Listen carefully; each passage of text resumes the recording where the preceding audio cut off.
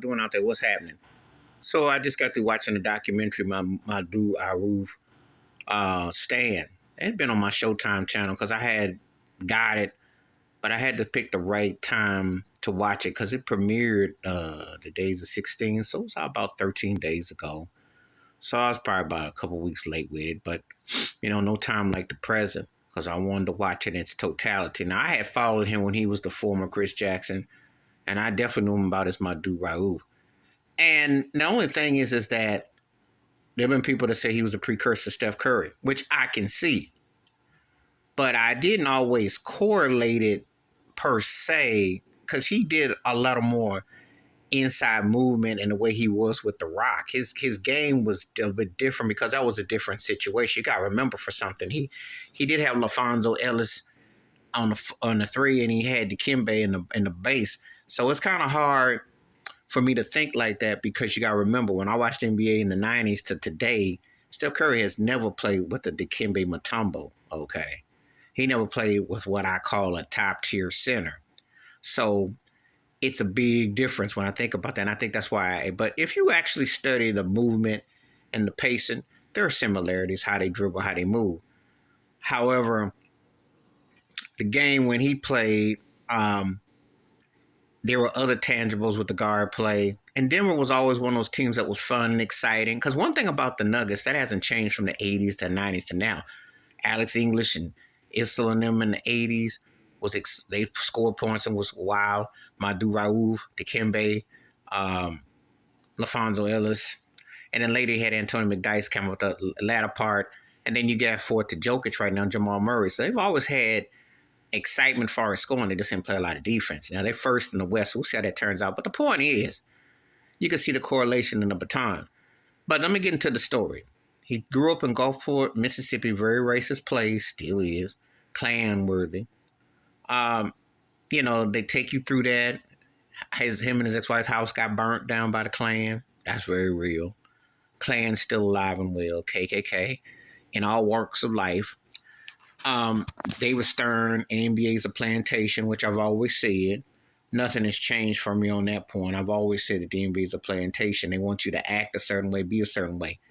You want to know how some players get called, some players get carte blanche? Because they play the game. Shaq said it in his documentary about being corporate. That's all it is. It's about playing the game. If you play the good Negro role, they will work with you.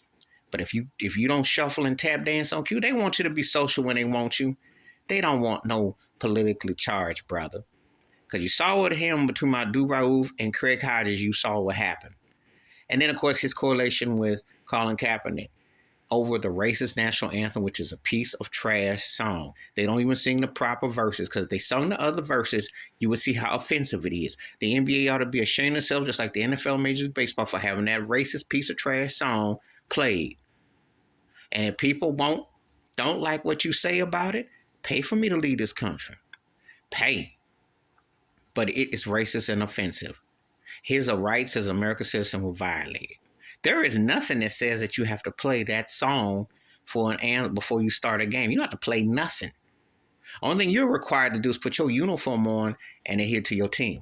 Now, my other thoughts and takes on this show. Respect to his mother. That was sad about him not knowing his father. That was very sad. Tracing his ancestry and what he discovered. There was some interesting findings in his conversion to Islam. And I can relate to a certain point because I was on an airplane, and this was in the mid-90s, and I was on a plane ride back east, and I had my Quran book. I was just reading, and I had this white chick roll up beside me, and she said, are you, and I said, I ain't going to say nothing that I am. I said, I'm just reading. She almost had a sigh of relief.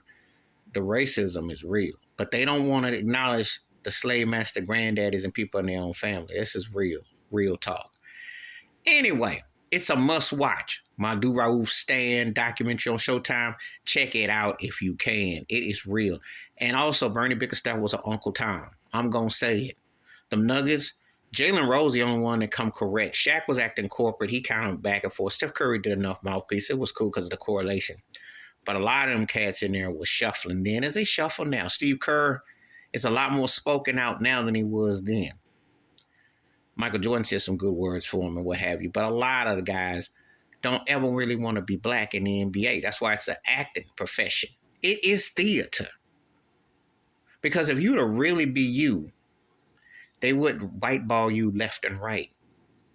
I don't want to see Scott Hastings crocodile tears and them fake tears those turkeys is doing now.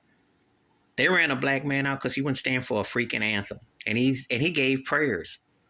What is more spiritual than taking a knee or deferring from something that you don't believe in? You're being forced to something that has racist connotation. They don't even talk about that. David Stern, just like Adam Silver, was racist trash, just like Roger Goodell, just like that baseball commissioner. They all racist trashes to me.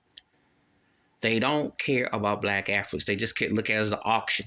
Kaepernick was right about that. And that's what Abdul Rauf went through.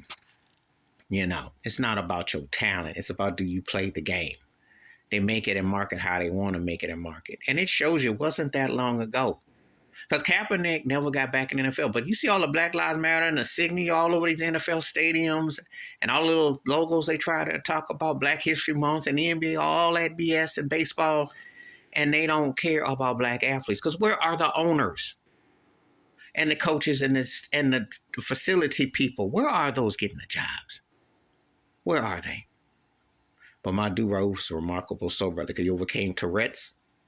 He overcame being broken in a racist society where he saw Klansmen on a beach. Let that sink in. What he had to see growing up, what he experienced, real life and real time, all because of choices.